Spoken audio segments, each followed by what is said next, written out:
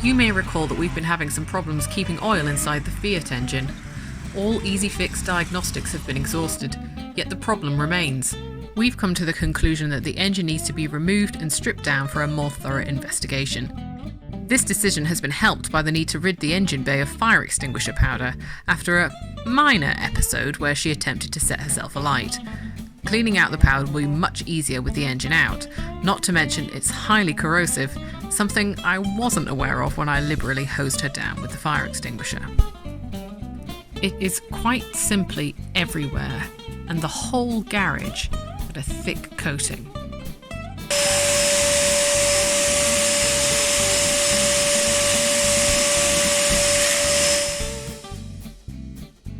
Just consulting the Haynes manual about taking the engine out of the Fiat.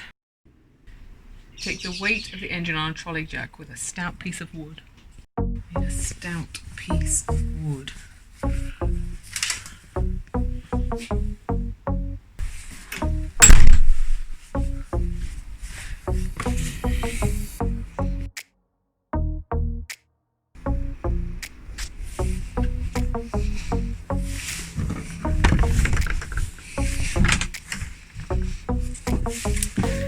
Here we go.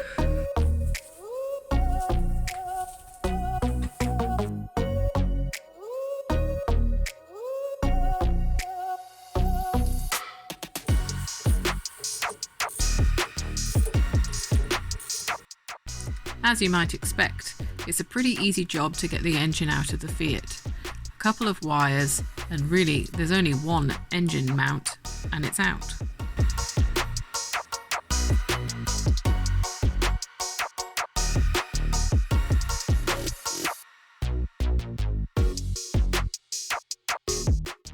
Now we have to transfer it to the other garage and get it mounted on the engine stand. From there, I needed to begin stripping ancillaries to see what I was working with.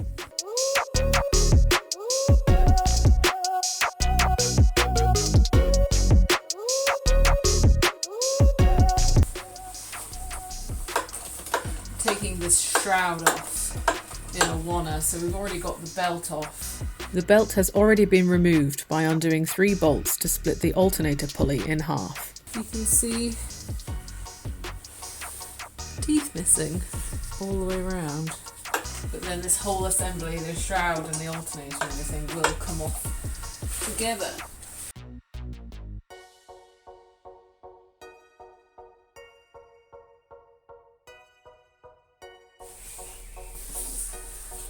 Now I'm going to start putting all the bolts back into where they came from, but what we've noticed a lot with this engine is that there are a lot of bolts missing. So the shroud is missing probably about 3-4 bolts holding everything together.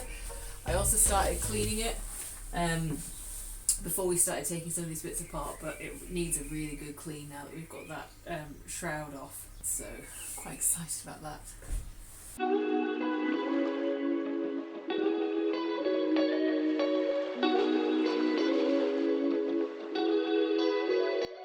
Cleaning it back seems like a false economy at this stage, but it just makes it nicer to handle.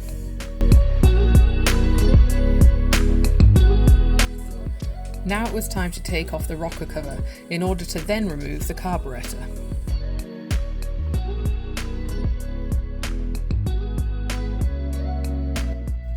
However, we were shortly to run into a problem of our own creation.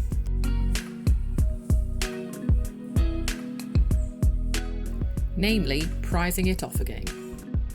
Tactics included the standard issue, hit it with a hammer. Anything?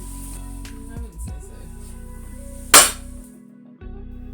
Dedicated watchers may recall that this rocker cover was fitted in a car park in Afford, using liberal amounts of instant gasket during our road trip to Skye. Should have bought 2 tubes. And that right there is probably why we're in this mess now.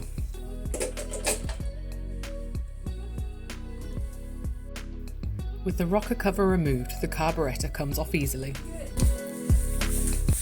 It's smaller than one of the primaries. Oh my god. It's so cute though. The next item to be removed is the engine mount bracket,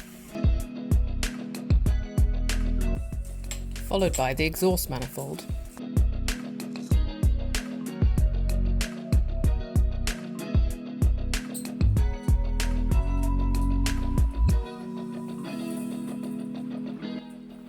Time to turn our attention to the sump. Some sealant there, probably from our mid-journey bodge, but some swarf. More. And where's the nut gone? Whatever the fuck that is. Then there's also the bent push rod. And we also solved the mystery of the nut. Nut. It's a bit of this. Feels like plastic, but I suppose it was rubber at some point. It's just it isn't that brittle. No.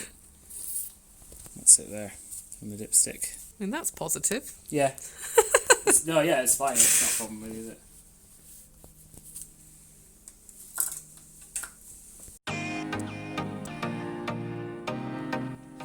There's just a small chunk out of the flywheel. But this sounds like it might be our problem.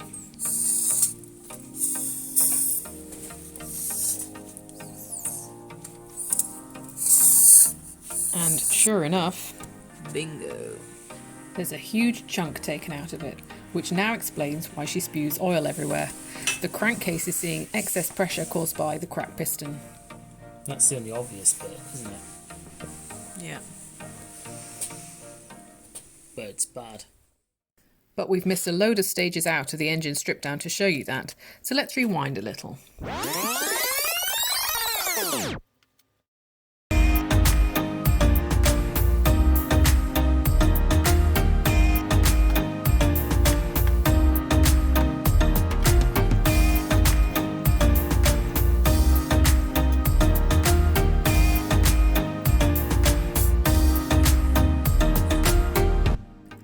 The cylinders themselves are single self-contained units with fins for air cooling. I'm just trying to be gentle to not damage it. Or you could hit it with a hammer. The wood distributes the force of the hammer strokes, protecting the cooling fins from damage. Due to the cracked piston, we decide to investigate the spare engine we picked up in episode 2 to see if it can donate its cylinders or pistons.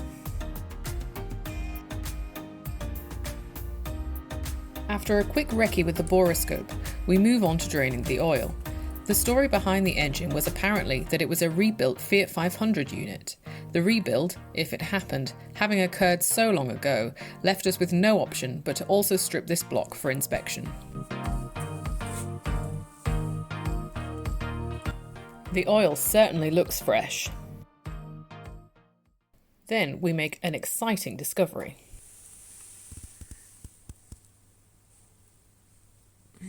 126, but we don't know if it's just the block.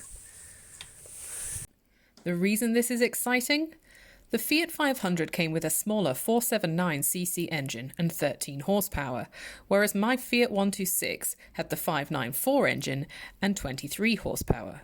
However, there was a distinct possibility that this new engine was actually the later model 650cc 126 engine, pushing out a mighty 24 horsepower, but more importantly, an increase in torque. Groundhog Day. We're going to try and take the head off and just have a look, because... See how many cc's it has. You measured these ones, didn't you? Yeah, that one's definitely it. They're 73.5, so it means it's a 594. I don't know if I got the numbers right. 594 or 595, it depends where you look on the internet, doesn't it? It's 594, yeah. We're going to see if this one is the same.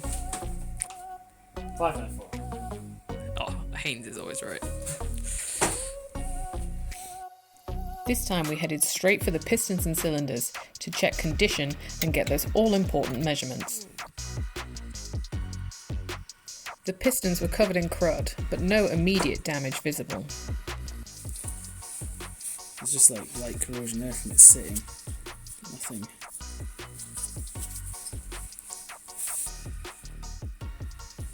Nothing bad, I don't think. 77 point you getting up to for a second there.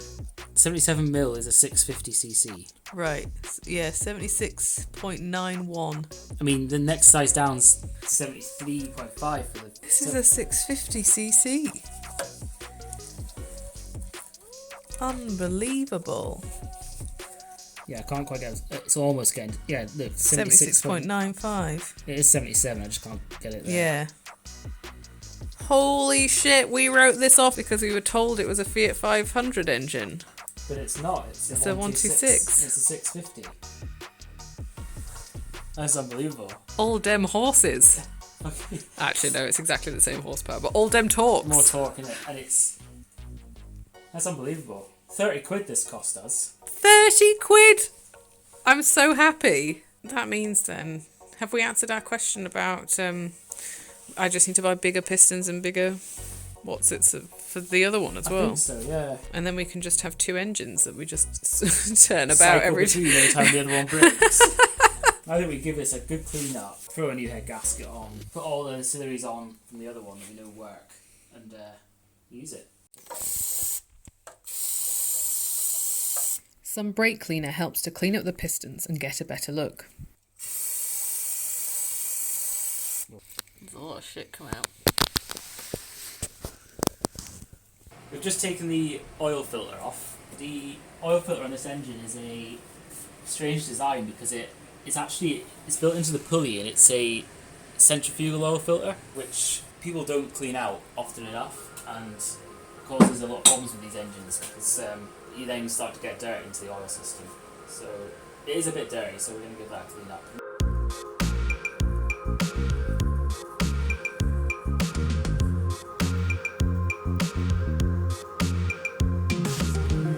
Everything does look like it has been apart and put back together, but then it's sat for so long in that garage. It's just all gunked up, and like surface corrosion's got a bit out of hand and everything.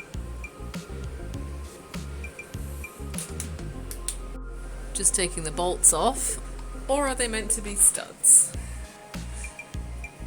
Some of them are studs, and then some of them are bolts, and they have literally been hacksawed to random lengths. Those look better. Two studs. The same light corrosion existed on the valves.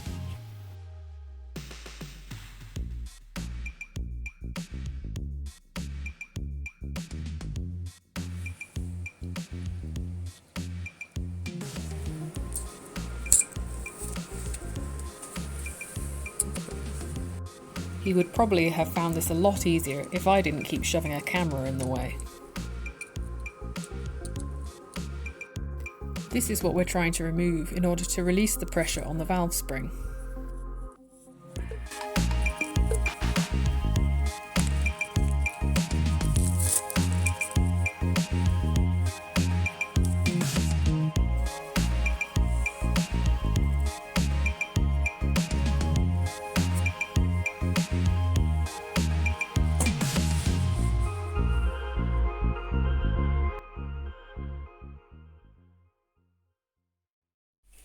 We want to change the crank seals on this engine before we put it in the car, so we've just taken this off to change the crank seal, and it actually brings the bearing out with it. And there's actually, it seems like a bit missing there. It looks like we're going to have to do a full tear down and change the crank bearings, and then obviously the big M bearings and all of the bearings. Because the engine's had a rebuild, we were hoping not to do that. It has sat for too long by the looks of things, so... We stripped down the entire block and decided to get it properly cleaned by Vapor Blast Solutions in Aberdeenshire. Next, we need to check the measurements for the existing internals to ensure they're within limits.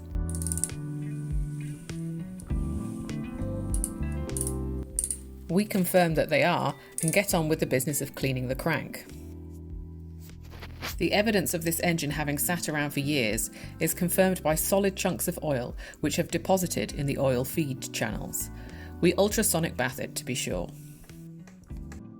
With engine parts on order and the engine out, we think it's probably a good time to get her properly undersealed. We remove the gearbox and get her on the trailer to head to Preserve and Protect Undersealing in Johnston. Unfortunately, we weren't ready for the results.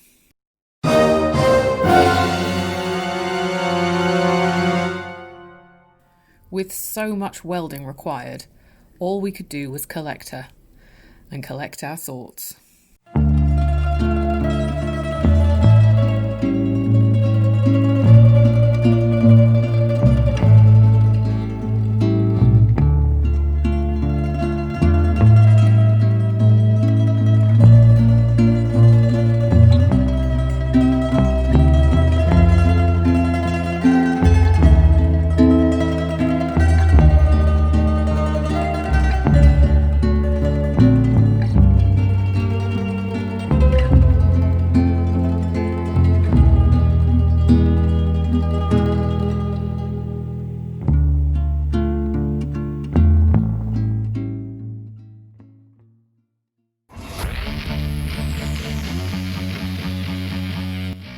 Next time on Retro Paradise.